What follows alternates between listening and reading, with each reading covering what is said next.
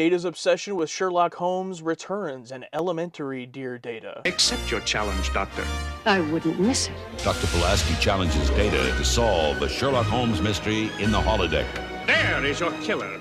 Seize her! But the evil Moriarty seizes the ship's computer. The time for games is over.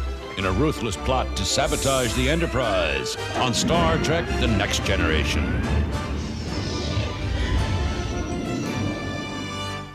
I love this episode. It is no secret that The Big Goodbye is my favorite episode of season 1. I do enjoy period pieces, TV shows, movies, whatever you want to say it, but I think it's even more fascinating to watch our characters from TNG, who are these futuristic people, get to go back and play. It's double acting, like they're acting as, their characters, Data, Geordi, whatever, but they get to act even more as Sherlock Holmes and Dr. Watson, and then whoever Pulaski was playing. So I do love seeing that, like, double acting. I think that's super fun.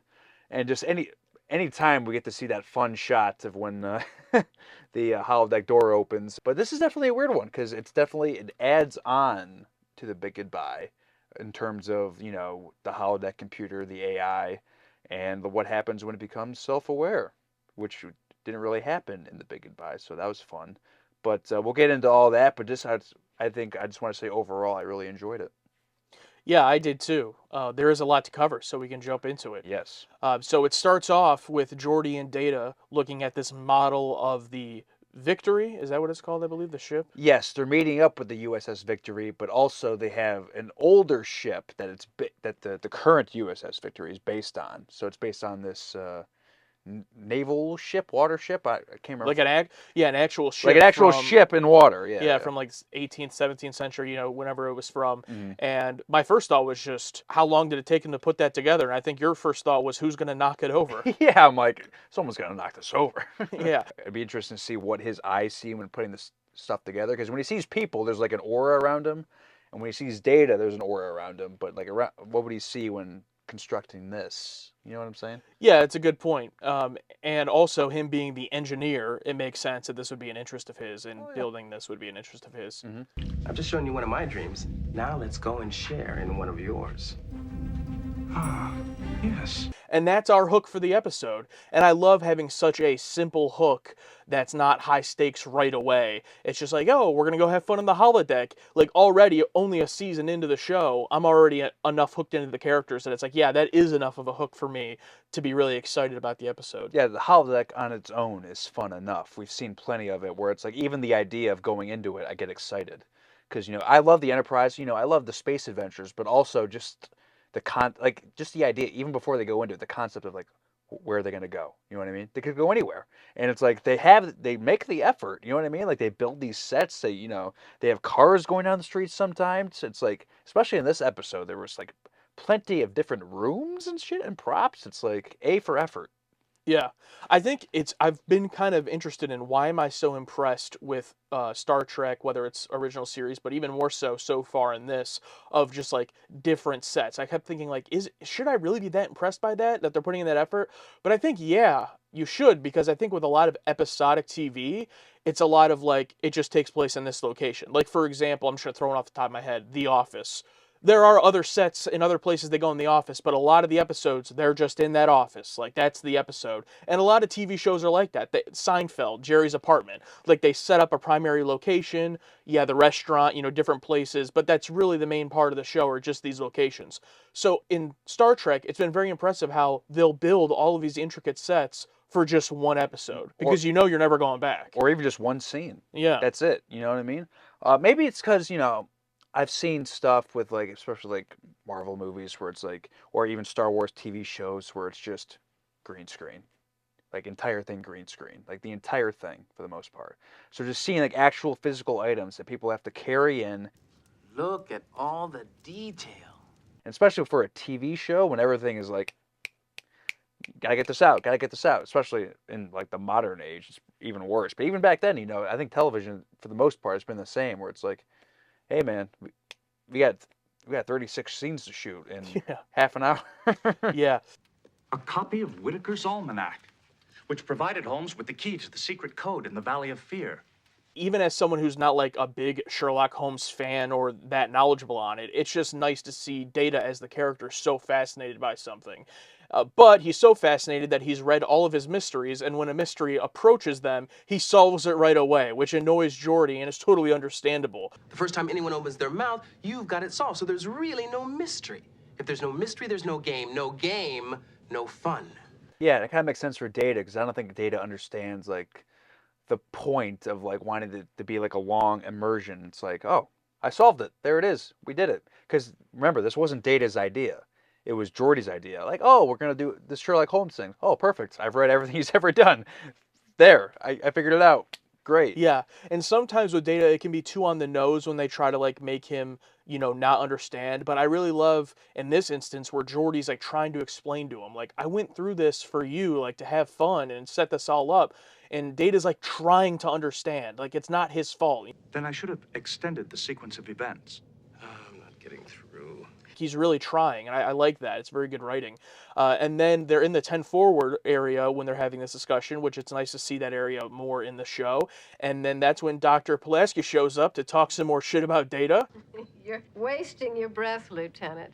Saying that to Data is asking a computer not to compute. And kind of sends out a direct challenge to be like, no, you could never solve an original mystery, because she basically calls him like an AI. Like, you have no original thought. You're just your database and your knowledge. You're a computer. That's it. Yeah, which, I mean, she is right, which is why I was very interested in her setting out this challenge. I accept your challenge, Doctor, and you, madam, are invited to be a witness. I wouldn't miss it. We can talk about Dr. Pulaski for a second, because you've been kind of having negative reactions to her. I feel like it's the opposite of Wesley, where like in the first season, I didn't care for Wesley, and there were people like, oh, give him a chance, it's not Will Wheaton's fault. But now I'm like the opposite. It seems like everyone out there, and now even you, it seems, like hates this character right off the bat, and I'm like, let's give her a chance. Like, I'm not on the full hate train. I don't know. It's like, I didn't react this way when Bones was messing with Spock. Why didn't I react this way?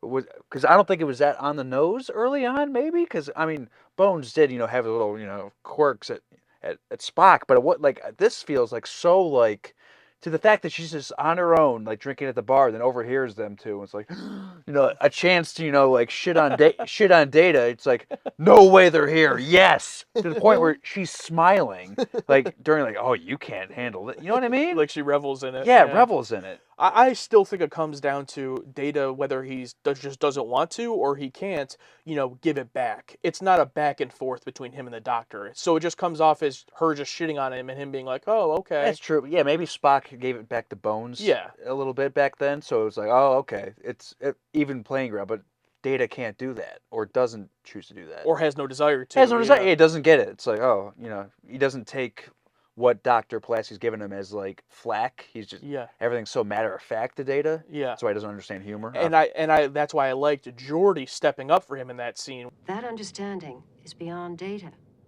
Now you're just being unfair, Doctor. I don't think so, Lieutenant. So it's nice to have that human stand-in for Data, because he can't do it himself. Because Data's reaction to everything is, you know what I mean? Yeah. Yeah. So yeah, they go into the holodeck now with Dr. Pulaski, and I'm thinking it's going to be what it is kind of right at the start when they go in. You didn't deduce anything. All you did was recognize elements from two different Holmes stories. Fraud. Reasoning. And it's not really impressing her. But then this is where that story kind of stops, because then she just gets kidnapped. And at first you don't know by who. Geordi decides to have the holodeck create a character that can defeat Data, which kind of causes the main problem of the story. I feel like a new man. Arch. Yeah, because the computer is aware of how immersive Data is. It's like, okay, he's an android supercomputer, so we have to like create like something that's almost like above Data, where it's like fully self-aware, but still like within the 19th century parameters, which I thought was super interesting. And it chooses the character that was Sherlock Holmes' nemesis. Oh, that is? Okay. Yeah, that guy was actually Moriarty. It was a nemesis. So it's like, okay, well, this is Sherlock Holmes' nemesis, so let's just use that guy and give him this self-awareness. Okay, I like that because I didn't know that, not knowing about Sherlock Holmes. So that's cool, and it's played by Daniel Davis. He's been in some things that we've seen before, but not any, super notable. But I thought he gave a great performance here for what he had to do. Geordi and Data come across this dead body. There is nothing here of relevance. I do not see how this connects with the disappearance of the doctor. One of the funniest moments in the episode to me is how they're like, he was murdered, and Data's like, this isn't relevant to my crime. Yeah, it's like, oh, I don't care about this. It's like, oh, you got to solve it. It's like, There is nothing here of relevance. I do not see how this connects with the disappearance of the doctor. My question about this scene, though, what I found so weird is that supposed to show that Data could solve a mystery? Like, I was confused. Like, that scene's there, and then it pivots into the rest of the story. So it's like, was that supposed to wrap it up? yeah, is that supposed to be the payoff? But it's not in front of Pulaski, so Yeah. it doesn't, it's like, With this, you will note on the victim's throat, the marks are too evenly spaced to have been made by human hands. I needed her approval in that moment to tell me, okay, is he still pulling from Sherlock Holmes? Because me as the audience, I don't know. Yeah. So would this count as him solving the mystery? Yeah. It didn't, like, if that's what they were going for, I don't think it hit it quite right. yeah, but also, I don't think this mystery has anything to do with Yeah, no, it the doesn't. computer, like the computer being upgraded. You know Yeah, what I mean? no. It's just he comes across us and solves it. So it's like, is that supposed to be the payoff? I don't know. That's tough. Well, anyway, that's where the first half storyline just kind of ends, really. Yeah, it ends, and then they come across Moriarty's hideout. Hello. What's this? And I liked how they discovered it with the bookshelf trapdoor, but instead of like pull a book or a lever, it's the scratches he can see from pulling it open. Yeah. Well, also to continue, like I guess Data is able to figure it out because Moriarty's like peeking and he makes sure he sees him, and as soon as he sees him, then he like peels back, and Data's like explaining, oh, he wanted us to see him. So then once they find Moriarty's hideout and he gives his whole evil plan, Data and Geordi find out that he knows who they are, that they're not Sherlock Holmes and Dr. Watson. They immediately leave the holodeck and try to shut it down, but they can't. And that's when they find out he has overridden the holodeck and seemingly can kind of control it to an extent. He's still limited to his knowledge of the 19th century, which I really liked. Yeah, earlier, like when he became self-aware, he like overheard a conversation of like them bringing up the arch and realized he can bring up the arch, which I thought was interesting. And then after he got that self-awareness, he made it like a little drawing, and he made like a comparison about like a fly on the turtle's back or something, and he like gave the drawing the Data, and Data saw it, was like, we got to shut this down. This is impossible. How can a character from 1890s London draw a picture of the Enterprise? It was the Enterprise, but it was like a shittily, like little drawn one. It's like, oh, like it's like he's slowly becoming more self-aware. Yeah, it was done really well. The suspense in that moment was good too, because I was genuinely curious. What did he draw? And it was a good reveal there. So then they meet with everybody else on the ship, and this surprised me because we had gotten about halfway into the episode, maybe even a little over half, and besides quick little shots, no one besides these three main characters, Data, Geordi, and Dr. Pulaski, had been in the episode. So for this late in, to bring in Picard, Counselor, Troy, Worf, Riker, everybody, I was like, oh wow, they're actually paying everyone for the episode. Like, I definitely thought like, oh, they just weren't paying anybody and it was just going to be the side story.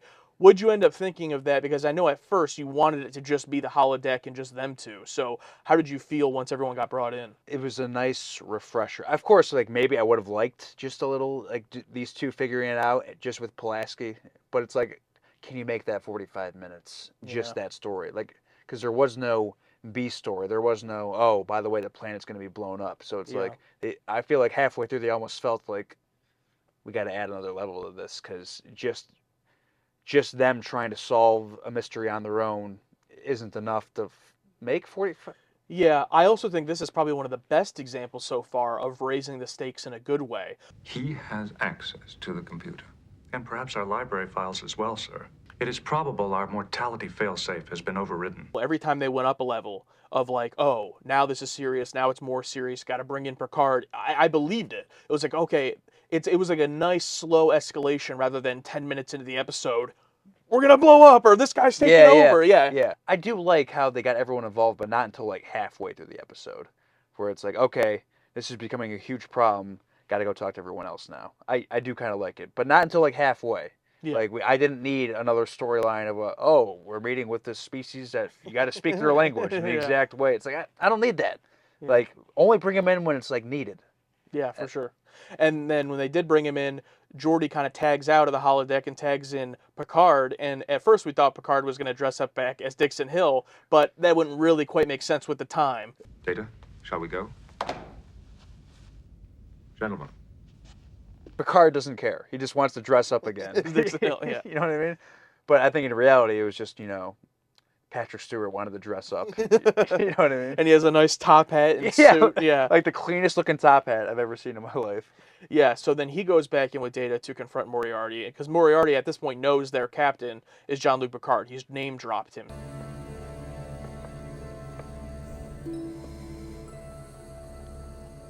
Captain Picard. It was a little bit reminiscent of Kirk. Sorry.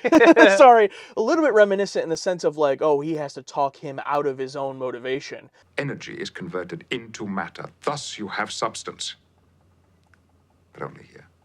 But I thought it was done well, and he kind of talks to him about, hey, look, like, you're not real. Like, you're just this energy that's been made into matter by this holodeck device that we have, but we haven't found out how to make a real person, so you can't leave here. Like, sorry, like, that's not our fault. You can threaten us. There's nothing we can do. I am no longer that evil character. I have changed. I am alive, and I am aware of my own consciousness. And because this person has become self-aware, he believes Picard, and he's like, oh, that kind of sucks, and it kind of foils his plan, because even though he can kind of control the Enterprise, he realizes, oh, I'm just kind of something that's created that can't leave this little trap. Yeah, and Picard's like, well, if we ever do figure out a way, we're going to save this, and, I promise you, like, we're going to do something for you, which I kind of like, and I wish they, like, explored more on the, just have us, just follow us out of here, you know what I mean? Pulaski kind of ruins it. It's like, oh, you can't leave here. Right to the Moriarty's. I wish it was explored more like, oh no, I know what happens when I leave this room. But it's like, I wish that was explored a little more. But I do love like the humane Picard just talking to this holodeck and not treating it as like you're just a computer. You know what I mean? Yeah, this was my favorite scene of the episode, and my favorite part of it, and thematically, like the idea of this conscious being inside of the holodeck. We saw it a little bit in previous episodes, but him being able to fully kind of wrap his head around, oh, I'm not real, and if I leave here, I won't exist, so I need to wait until you have that technology. My fate is in your hands, as perhaps it always was. They save him, but like, what are they saving? Can they save that consciousness?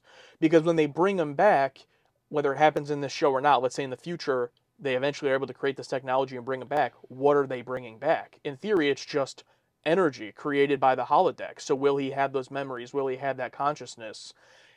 It's very interesting to think about. Yeah, I often think about like terrifies me. It's like, if I lose like a part of my memory, will I even like be the same person when I wake up? You know what I mean? Because like, let's say like I just missed like coma, concussion. I like forget like the past 2 years, year of my life. When I wake up, like I'm not going to be the same person. I'm not going to have that same self-awareness, and that freaks me out. And that kind of makes me think of this, like when this person wakes up, or this entity, where it's like, what if I'm not real? You know what I mean? What if we're in a simulation? Some people can theorize and say, like, yeah, if let's say you did something happen where you went into a comatose state, and for whatever reason, when you woke up, you had zero memory at all. Technically, you're dead, right? Like, if you have no memory and no way of recovering that, whoever you were as a person is dead. But to the people that love you and know you, they're still going to consider it you because it's your physical body, but are you really you at that point? Yeah. It's something that's, I think, a very interesting thought experiment. It's the same thing for this hologram. So because the hologram has gained consciousness, is he just as much a person as Picard? It's like all Picard is his memories up to that moment. The hologram's kind of the same thing of Moriarty, except they just don't have the technology to give him a physical form. It's a very well done exploration of that theme. And one thing technically I liked is how there was no score. But are you sure? Oh, yes. Oh, yeah, it was terrifying. They just let their conversation sit. It didn't have to swell up and be this dramatic, grandiose, which is good sometimes. But I'm glad it wasn't here. Yeah, it just let you sit with, like, it didn't distract you with music. It just let you sit with the thought and, like, the terrifying idea of something like this happening to you. Ugh, God, I hate it. And just based on how much people love this show, I expect we're going to get a lot of those conversations in this series. Oh yeah, So oh yes. looking forward to that. Discontinue. And then we wrap up the episode after they solve it and leave the holodeck with wrapping up the story from the beginning with the Victory ship model, but this time it's Picard talking to Geordi. She's beautiful. Wonderful testimony to simpler times. Yes, sir. Thank you, sir. And it's just a nice little scene to wrap up the episode. Yeah, just Picard like seeing the ship and go, ooh, like. Of course, Picard loves the ship. That makes sense. Yeah, he probably loves all that old historical stuff. Yeah, so for a topic that doesn't necessarily interest me that much, being Sherlock Holmes and like period pieces and all of that, the themes that this episode explored and the fact that it was helped out by taking place in the holodeck, which is just a great feature of this show, it ended up being one of the stronger episodes so far, I think. I really enjoyed it. Stronger episodes, number 3 of the season. Yeah, no, this might, depending on what's left, it could be on a list.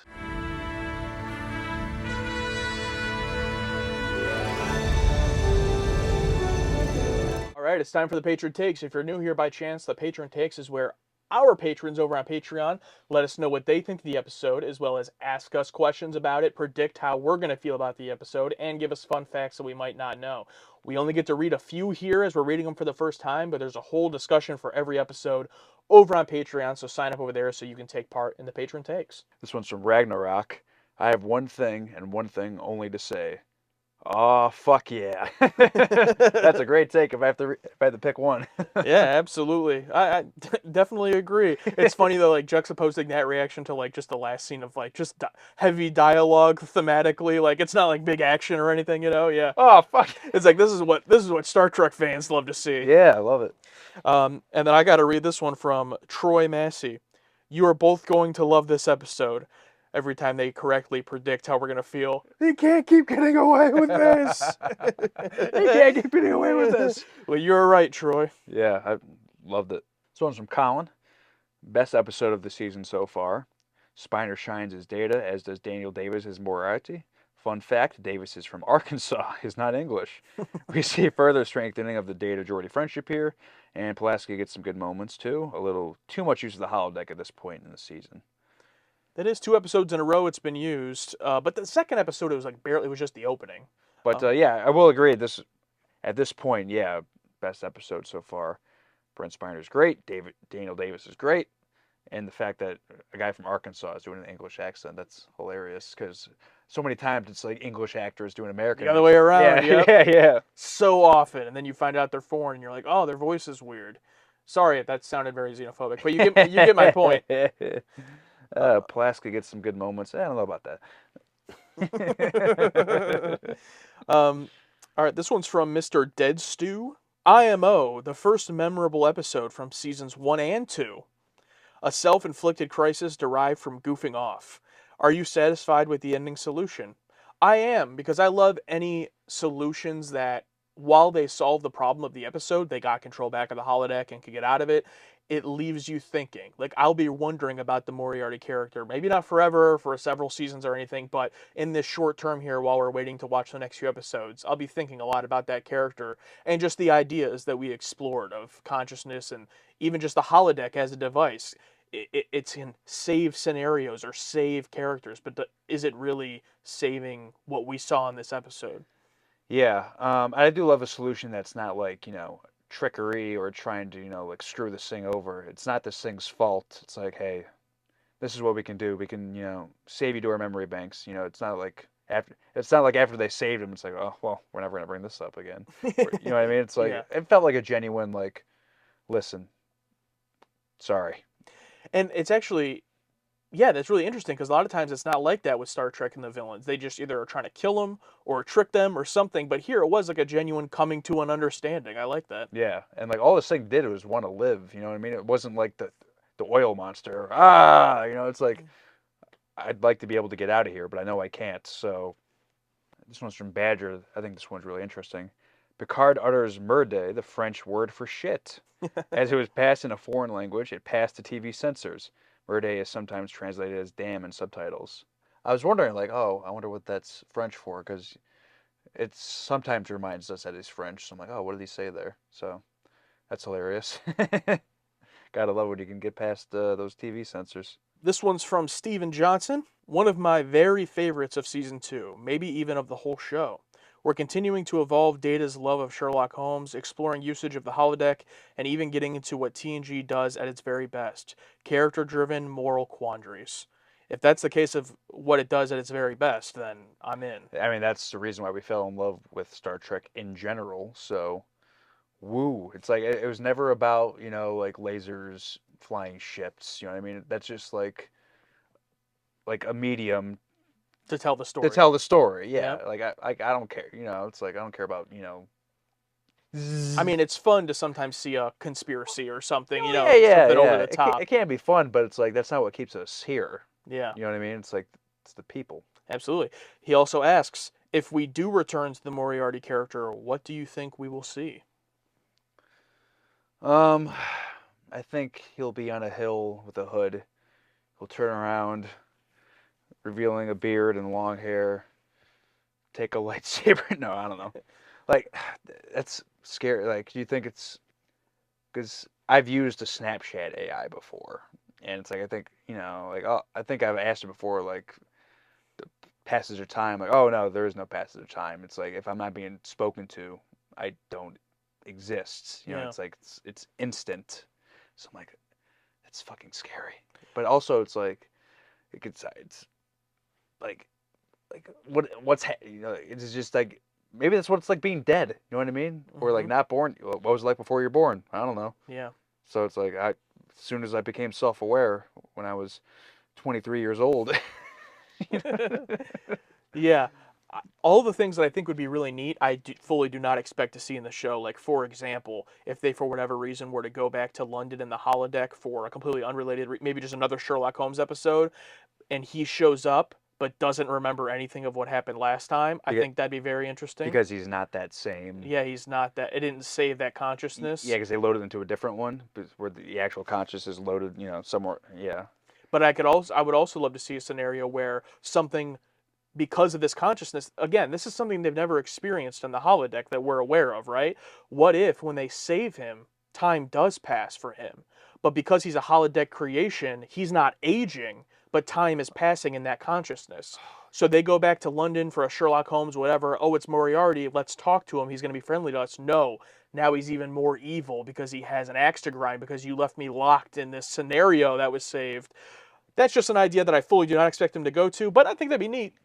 It brings me back to Black Mirror, White Christmas. Yeah, something similar. Yeah, Yeah. the reversed, where it's like they can implement like how much time has passed for this person. Oh, You know what? I knew I was a hack with no original ideas. I thought I came up with that. Nope,